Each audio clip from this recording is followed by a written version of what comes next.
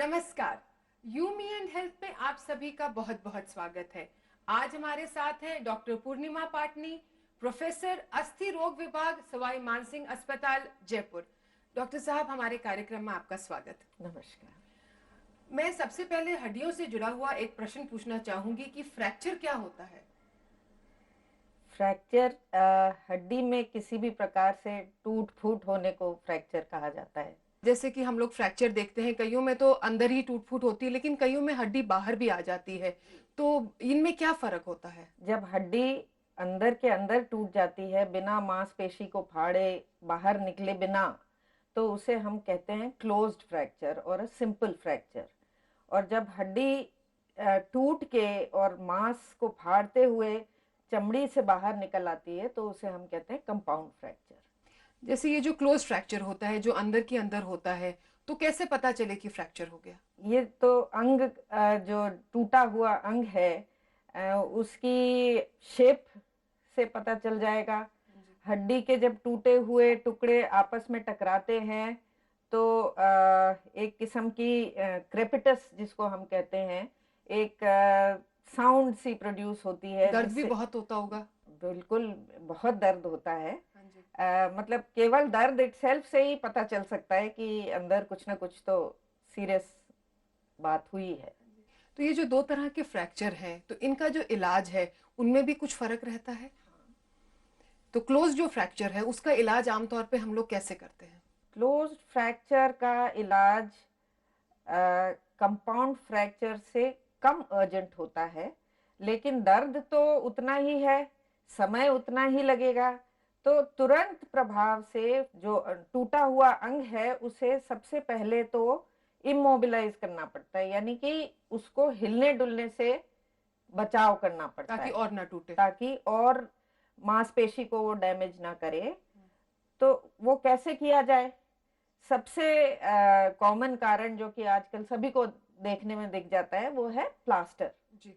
गांव में ये सुविधा कभी कभी नहीं होती या अज्ञानता के कारण बांस की कुछ कपच्चियां बांध देते हैं, कुछ गुड़ वुड़ का लेप करके किसी किस्म से कस के पट्टी बांध देते हैं जो कि सूख करके एकदम प्लास्टर की तरह काम करती है। लेकिन कई बार हम इसके दुष्प्रभाव भी देखते हैं क्योंकि उसमें हम जो उसका प्रेशर है उसको कंट्रोल नहीं कर पाते, तो वो एक समस्या हो जाती है। पर बेसिकली उसका जो सार ये है कि फ्रैक्चर को तुरंत इमोबिलाइज करना चाहिए, यानी कि हिलने डुलने से रोकना चाहिए जिससे कि आगे और डैमेज ना हो और मरीज को दर्द से तुरंत निवारण हो। और अगर जैसे कंपाउंड फ्रैक्चर है जिसमें कि हड्डी मांसपेशियों को खोलकर बाहर आ गई है और उसमें खून और चोट का भी एक एहसास हो रहा है, तो उसका क्या इलाज रहता है? उसका इलाज थोड़ा और अर्जेंट हो जाता है।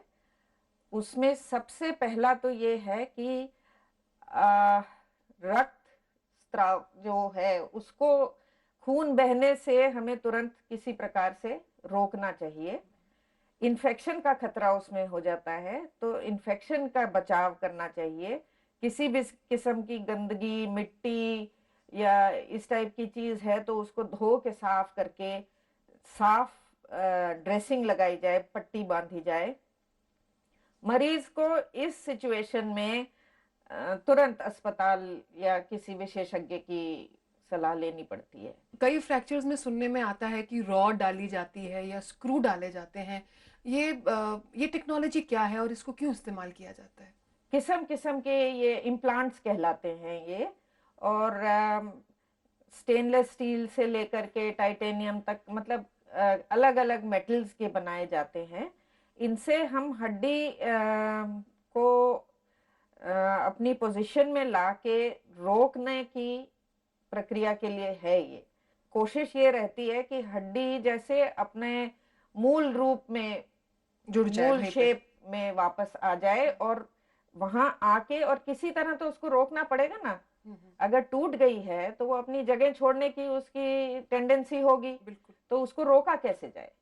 तो रॉड डाल के या स्क्रू डाल के, या किस्म किस्म के फ्रैक्चर के लिए अलग अलग जगह, जहाँ के फ्रैक्चर है, कूल्हे का फ्रैक्चर है तो अलग किस्म से, जांग का है तो अलग किस्म से। बहुत सारे हमारे पास में हार्डवेयर बहुत है जो कि इस काम में लिया जाता है। तो ये छोटे बच्चों में भी इस्तेमाल हो जाता है? हाँ, कई फ्रैक्चर्स में बच्चों में भी डालना पड़ता है। हमारा जो ये अस्थि विभाग है इसके अंदर यहाँ पर आम तौर पे किस तरह के केसेस ज्यादातर आते हैं? देखिए, मैं जिस अस्पताल में काम कर रही हूँ, सवाई मानसिंह अस्पताल है, सरकारी अस्पताल है और अपने राज्य का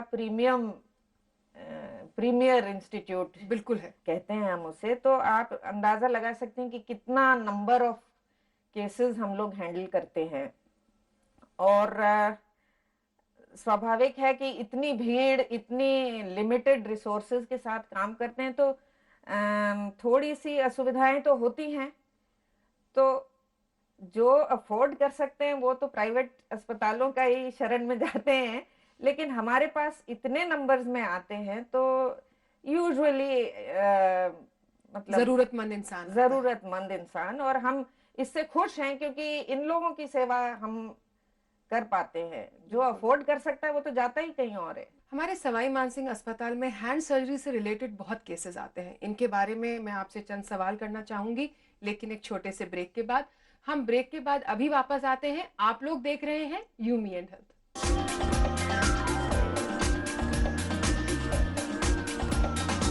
मजबूत चट्टानों से बनता है रॉक स्ट्रॉन्ग सीमेंट, जो देश को बनाए रॉक स्ट्रॉन्ग सीमेंट। सोने का रेट तो बढ़ता ही जा रहा है और इसकी शादी तक क्या पता कहाँ पहुंचेगा। टेंशन मत लो, पीसी ज्वेलर की ज्वेल्स फॉर लेस स्कीम है ना, जिसमें 12 किश्तें देंगे हम और 2 किश्तें देंगे पीसीजे। है ना फायदे का सौदा? Jeweller for generations, PC jeweller. स्वाद क्या होता है? वो जो जुबान पर महसूस होता है या वो जो दिल तक पहुंचता है, जिसमें महकती हुई बेशुमार खुशियाँ आपके अपनों की सेहत का ख्याल रखती हैं, जैसे महाकोश कुकिंग ऑयल, जो ख्याल रखे आपके स्वाद और सेहत का। तो अच्छा खाओ, खुश रहो। महाकोश कुकिंग ऑयल, स्वाद और सेहत का खजाना। बनेगी भारत में भी विश्व स्तरीय इमारतें। जर्मन टेक्नोलॉजी से बना वर्ल्ड क्लास सीमेंट। बांगर सीमेंट, सस्ता नहीं, सबसे अच्छा। सुबह से दोपहर, शाम से रात, प्रदेश में क्या क्या हो रहा है जानना चाहता है हर कोई। राजस्थान के रजवाड़ों की विरासत और प्रदेश में ही होने वाली घटनाओं की नजदीकियां हमें उत्सुक करती हैं उन खबरों की तरफ। इसलिए पूरे राजस्थान की खबरें दिन भर देखिए प्रादेशिक बुलेटिन में। सुप्रभात राजस्थान, महारू राजस्थान, पिंक सिटी और अपनी सिटी में सिर्फ ईटीवी राजस्थान पर। राजस्थान का सबसे अहम शहर जयपुर, जहां रहते हैं खास लोग, होते हैं काम विशेष, जिनसे बनती हैं विशेष खबरें। प्रदेश की राजनीतिक पृष्ठभूमि इस शहर में, हलचल हर पल जो रहती है सदा खबरों में। यहाँ का फैशन और ग्लैमर रहता है पूरे प्रदेश की नजरों में। राजमार्ग से गले कूचे तक चमकते धड़कते हैं रात दिन, इसलिए राजधानी हमेशा रहती है सुर्खियों में। देखिए पिंक सिटी सोमवार से शनिवार रात 8 और 12 बजे और रविवार शाम 7:30 बजे। उसके महाप्रायोजक है वाटर हार्वेस्टिंग अपनाएं, पर्याप्त जल के लिए, सुखद कल के लिए। बिजली बचाएं, सेव एनर्जी। जयपुर विकास प्राधिकरण। सौर ऊर्जा आज का विचार, कम करो बिजली का भार। महाकोश कुकिंग ऑयल, स्वाद और सेहत का खजाना। 3 साल मजबूती का सिर्फ एक मंगला टीएमटी सरिया। PACL, we build the future. Gitanjali university. CCDU, राज्य जल व स्वच्छता मिशन।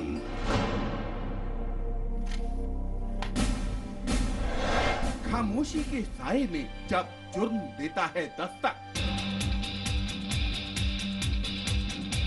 हैवानियत के वजूद से जब थर्राने लगती है इंसानियत,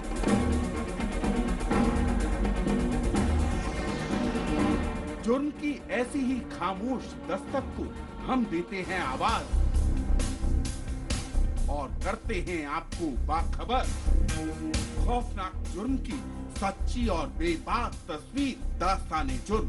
देखिए सोमवार से शुक्रवार रात 9:30 बजे ईटीवी के सभी हिंदी चैनल पर। इस कार्यक्रम के सह प्रायोजक है बिजली बचाएं, सेव एनर्जी।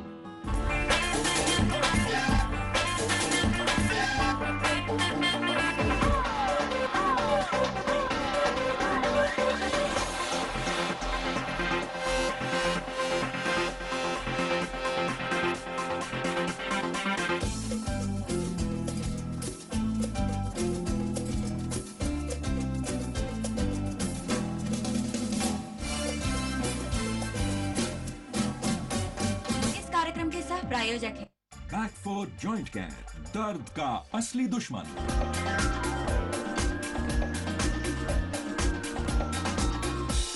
ब्रेक के बाद आप सभी का स्वागत है। आपके डिपार्टमेंट में जो भी हैंड रिलेटेड इंजरीज आती हैं वो किस तरह की आती हैं? 15 से लेकर के 45-50 तक की उम्र के लोग ज्यादा हम लोग देखते हैं। हमने अपने जो आंकड़े निकाले उसके हिसाब से हमने देखा कि 40% ऑर्थोपेडिक इमरजेंसीज जितनी भी हमारे अस्पताल में आती हैं उनमें से 40% हैंड इंजरीज होती हैं। ओहो। तो आप अंदाजा लगाइए कि कितने नंबर में ये क्षतिग्रस्त होते हैं लोगों के हाथ। और उनमें भी हमने देखा है कि जो अपने रूरल बैकग्राउंड के लोग होते हैं जो कि खेतों में काम करते हैं या एग्रीकल्चर से रिलेटेड मशीनरी पे काम करते हैं, वो लोग ज्यादा इंजर होते हैं। फिर फैक्ट्री वर्कर्स हैं, वो भी इंजर ज्यादा होते हैं। और बच्चों की तादाद, एक बड़ी पिक्यूलियर चीज हम देखते हैं कि छोटे बच्चे, ग्रामीण छोटे बच्चे बेहद मात्रा में आते हैं कुट्टी मशीनों में हाथ इंजर होके। आप विश्वास नहीं करेंगी कि किसी भी समय हमारे पास में कम से कम 2-3 बच्चे वार्ड में होते हैं जो कि कुट्टी मशीन से इंजर होते हैं। और मतलब उनके ऊपर मांस नहीं, हड्डियों में भी बिल्कुल चोटें लग जाती हैं। बिल्कुल हाथ अलग भी हो जाते हैं। और हम ये मौका अच्छा है, मैं ये मैसेज देना चाहूंगी कि मैं पर्टिकुलरली अपने जितने भी मरीज आते हैं उनके माँ बापों को, उनके गांव के प्रधान या सरपंच या मास्टरों को अनेकों बार हम ये हिदायत देते हैं कि इन मशीनों को खिलौना न समझें।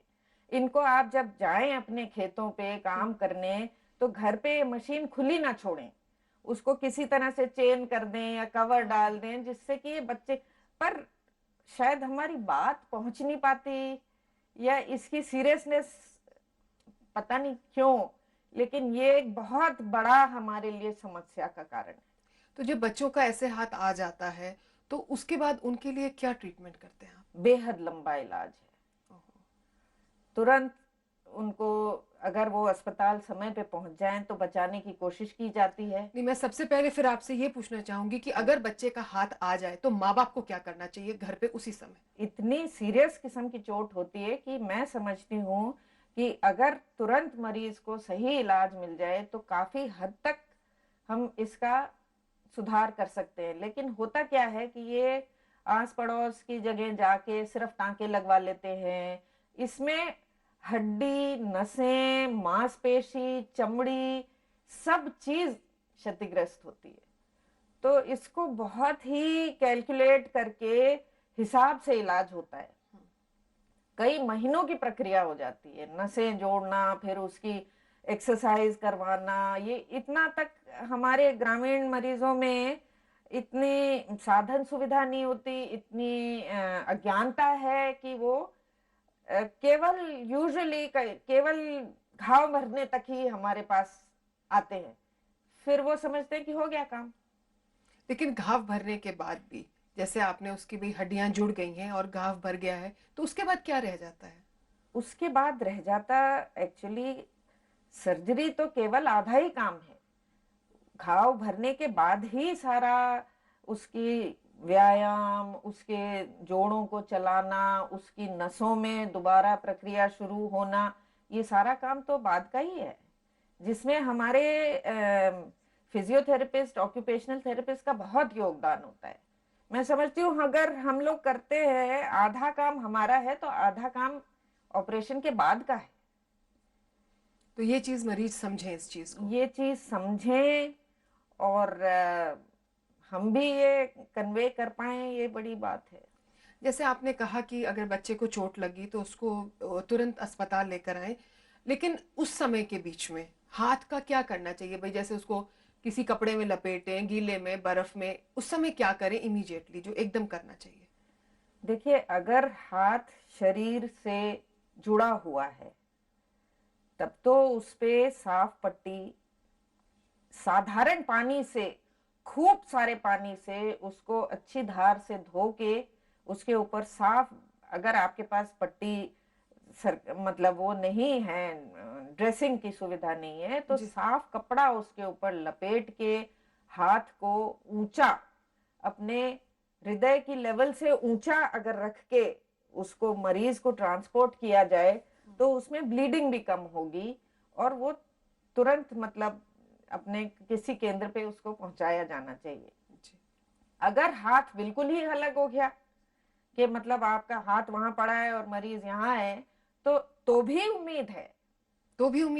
उम्मीद है, उस हाथ को गंदगी से उठा करके साफ उसको पोंछ के, ज्यादा उसको धोने की हम राय नहीं देते, उसको आप पोंछ के साफ करके एक प्लास्टिक पॉलीथीन की थैली में उसको सील बंद कर दीजिए। उस थैली को, उस हाथ को थोड़ा सा, अगर आपको सुविधा हो तो सेलाइन मिल जाती है बोतल, किसी भी प्राइमरी हेल्थ सेंटर, CSC, कहीं पे भी, मतलब उसमें गॉज में सोक करके उसमें रख के पॉलीथीन की थैली में सील करके उस सील्ड थैली को बर्फ में रख के और तुरंत किसी ऐसे केंद्र पे पहुंचाएं जिससे कि उसको दोबारा जोड़ने की, नसों का सब जोड़ के उसको हाथ को रीइम्प्लांटेशन जिसको हम कहते हैं वो किया जाए। इस सब में एक गोल्डन पीरियड होता है, वो क्या है, विदिन अगर 6 घंटे के अंदर अंदर हम उसका दोबारा खून का बहाव चालू कर दें, सर्कुलेशन माने रीइम्प्लांटेशन का ऑपरेशन, अगर हम 6 घंटे के बियॉन्ड, उसकी सक्सेस की रेट फिर बिगड़ती जाती है। क्यों बिगड़ती जाती है? क्योंकि उसमें इन्फेक्शन का कारण होता है, जो कटा हुआ अंग है वो भी आपके, अगर गर्मियों के दिन है तो और जल्दी खराब होने लगता है। शरीर से अलग तो वो एक निर्जीव चीज है, तो उस पे फिर इन्फेक्शन का, बैक्टीरिया का, वो तो जैसे कोई डेड बॉडी है उसी तरह से वो खराब होने लगती है। 6 घंटे के अंदर अंदर हम लोग उसमें उम्मीद रखते हैं। इसमें ऑपरेशन कैसे होता है, उसका खर्चा क्या आता है और उसके बाद मरीज को क्या क्या ध्यान रखना पड़ता है, ये सब सवाल भी आपसे पूछेंगे डॉक्टर पाटनी, लेकिन एक छोटे से ब्रेक के बाद। हम ब्रेक के बाद अभी वापस आते हैं, आप लोग कहीं जाना नहीं।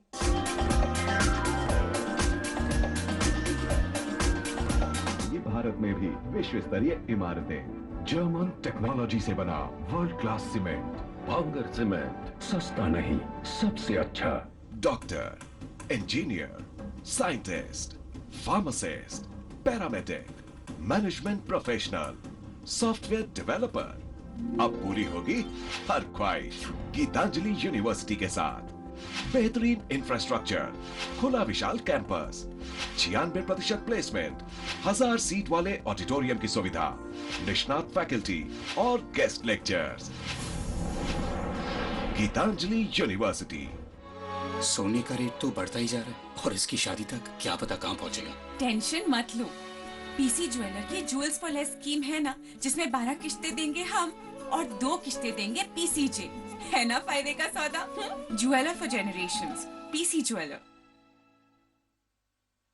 मजबूत चट्टानों से बनता है रॉक स्ट्रॉन्ग सीमेंट, जो देश को बनाए रॉक स्ट्रॉन्ग सीमेंट। वो गीत मांग के साथ जो आज भी हर कोई गुनगुनाए, मांग लिया संसार। वो लाजवाब नगमे जो बन गए अमर। जरा देख ले आकर परवाने, लाती धुनें जो हर दिल में भर दे उमंग।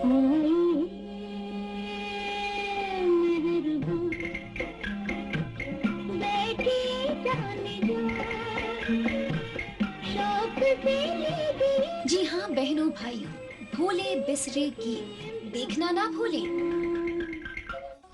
दिन भर कई खबरें। The opposition is doing injustice to the Aam Aadmi. छोटी बड़ी देश दुनिया से जुड़ी, जो दिन भर में चूक गई आपसे। मेरी बात हेमंत करकरे जी से हुई थी। तमाम जरूरी खबरें सिर्फ एक समय पर, न्यूज एट 9 PM में। उसके सह प्रायोजक है। विकास में भागीदार बने, स्टार रेटेड उपकरण अपनाएं। गीतांजलि यूनिवर्सिटी।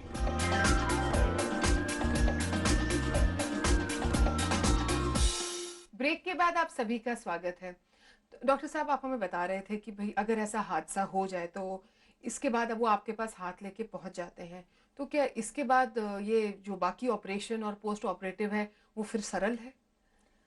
नहीं, देखिए, सबसे पहले तो इसका सर्जरी ही बहुत जटिल है। इसमें कई एजेंसीज इन्वॉल्व होती हैं। इसमें वैस्कुलर सर्जन्स का रोल है, इसमें प्लास्टिक सर्जन्स का रोल है, इसमें हैंड सर्जन्स का रोल है। तो एक तो ये है, फिर इसमें दवा का खर्चा, इसमें टाइम का खर्चा, इसमें पोस्ट ऑपरेटिव सारी फिजियोथेरेपी का खर्चा, मतलब ले दे करके ये बहुत ही जटिल समस्या है। और इसका सक्सेसफुल होना एक बड़ी मतलब खुशी की बात है, पर बड़ी मुश्किल बात है। तो बचाव में ही बचाव है। बचाव में ही बचाव है, बिल्कुल आपने मेरे शब्द ले लिए कि इससे बढ़िया क्या। पर इसके लिए हमारे जो जनता है उसमें वो अज्ञानता दूर नहीं हो पा रही। जैसे मैम आपने बताया कि भाई बचाव में ही बचाव है, लेकिन फिर भी अगर सिंपल फ्रैक्चर हो जाए या कोई चोट लग जाए तो कैसे मरीज को ट्रांसपोर्ट करना चाहिए, एक बार फिर हमें बताइए। देखिए, अगर सिंपल फ्रैक्चर है, क्लोज्ड फ्रैक्चर जैसे अपन ने कहा था कि हड्डी टूट के मांसपेशी को फाड़ के चमड़ी से बाहर नहीं निकली है, तब तक वो सिंपल फ्रैक्चर कहलाता है जी। और उसमें हमारा सबसे इम्पोर्टेंट पहला काम ये है कि हम उसको कंपाउंड होने से बचाएं, माने वो हड्डी अंदर ही आगे रहे और डैमेज ना करे। अगर बच्चा ये खपच्ची हो, चाहे कोई पुट्ठे उठे लगा करके बांध लिया जाता है, किसी भी किस्म से किया जाता है, समटाइम्स इवन डॉक्टर्स के द्वारा भी प्लास्टर लगाए जाते हैं, पर अगर बच्चा लगातार दर्द के मारे, ये बांधने के बाद भी, और लगातार दर्द के मारे रोता ही चला जा रहा है, अगर उसकी उंगलियों में सूजन आ रही है, अगर उसका हाथ नीला या पीला पड़ रहा है, तो आपको तुरंत उस पट्टी को खोल देना चाहिए। ये मैसेज मैं बहुत स्ट्रांगली देना चाहूंगी, क्योंकि हम लोग कम से कम हमारी ये हैंड इंजरीज के 20% मरीज ऐसे होते हैं जो कि गलत इलाज की वजह से हमारे पास आ रहे हैं। मतलब चोट लगी तो लगी, पर उसके बाद और उसको बिगाड़ दिया। साधारण चोट जो है वो अब बहुत जटिल समस्या बन गई, क्योंकि बहुत लंबे समय बहुत कस के कोई पट्टी या खपच्ची या कुछ बांधी गई है। तो ये सबसे अच्छा इसका इंडिकेटर ये है कि अगर बच्चा अनकंट्रोल्ड रोए चला जा रहा है, उसको नींद नहीं आ रही है, जरा सा भी उंगली हिलाने से रो रहा है, उसकी उंगलियों में सूजन है, तो आप तुरंत सब पट्टियां खोल दें, हाथ को ऊपर उठा लें, अपने हृदय की लेवल से ऊंचा कर लें, सूजन कम हो जाएगी और मरीज का हाथ बच जाएगा। तो एक तो ये है। दूसरा, अगर मान लीजिए कि ओपन इंजरी है, फ्रैक्चर है या कोई मशीन में आया है और वो ब्लीड कर रहा है, उसमें से खून बह रहा है, ये एक विचित्र सी साइकी है कि 2 बूंद भी अगर खून दिख जाता है तो हम बहुत विचलित हो जाते हैं, और वो खून देख के क्या करते हैं, हम हाथ को टाइट पकड़ के नीचे लटका देते हैं तो हम उस प्रोसेस में हम बल्कि ब्लीडिंग और ज्यादा बढ़ा रहे हैं। उसका सिंपल तरीका ये है कि साफ पट्टी लगा के खूब अच्छी तरह से उसमें कॉटन रुई या पैडिंग लगा करके हाथ को ऊपर कर लिया जाए, हृदय से ऊपर कर लिया जाए। केवल इतना ही अगर आप कर लेंगे, अच्छा वहां कंप्रेशन लगा के, आप उसका अच्छी से अच्छी ब्लीडिंग रोक सकते। और होता क्या है कि या तो वो दबा करके इस तरह से लटका करके मरीज आता है, या कस के कोई रबर की ट्यूब या कोई रबर बैंड या कोई साइकिल की ट्यूब बांध देते हैं। मतलब किस्म किस्म के आते हैं। और मान लीजिए कि ट्रांसपोर्ट करने में मरीज को अपने जहां चोट लगी है वहां से किसी सेंटर पे पहुंचने में उसको अगर 5-6 घंटे लग गए तो समझिए कि उसका हाथ तो गया। अच्छा, उसमें कभी वो खून का बहाव दोबारा प्रॉपर्ली शुरू नहीं होता है? बहाव शुरू हो जाएगा तो तब तक वो अंदर इतनी डैमेज कर गया रहेगा कि फिर वो हाथ, सिंपल चोट थी लेकिन अब। लेकिन इसके साथ साथ क्या हम लोग कुछ ऐसी डाइट, कुछ ऐसा न्यूट्रिशन ले सकते हैं जिससे कि हमारी हड्डियां मजबूत रहें और कम से कम छोटी मोटी चोट और गिरने से हमें फ्रैक्चर ना हो? कैल्शियम का सोर्स हड्डियों के लिए माना जाता है, लेकिन खुराक के अलावा आजकल जो शहरों में हम देख रहे हैं कि विटामिन डी, जो कि सूरज की किरणों से हमारा शरीर अपने आप सिंथेसाइज करता है, उसकी बहुत कमी मिल रही है हमें, जिससे हड्डियां कमजोर हो रही हैं। आपने कैल्शियम का, चाहे दवा के रूप में, चाहे भगवान की बनाई हुई कैल्शियम खुराक में, दूध, मक्खन, पनीर, आप चाहे कितना भी खा लें, लेकिन अगर शरीर में विटामिन डी की मात्रा नहीं है तो वो कैल्शियम व्यर्थ जा रही है। विटामिन डी जो है, हर शरीर में क्षमता होती है कि विटामिन डी को वो खुद सिंथेसाइज करता है, पर उसके लिए सूरज की किरणें जरूरी हैं, अल्ट्रावायलेट जो कहते हैं। पर्याप्त मात्रा में हमें विटामिन डी मिले, उसके लिए हमें सूरज में कितनी देर के लिए और कैसे निकलना चाहिए? कम से कम आधा घंटा, हफ्ते में 4 या 5 दिन आपको सूरज में निकलना जरूरी है।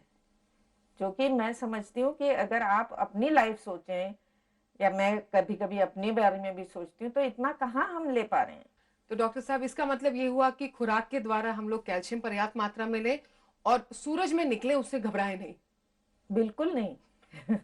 आपका बहुत बहुत शुक्रिया, आप हमारे कार्यक्रम में आए, धन्यवाद। नमस्कार।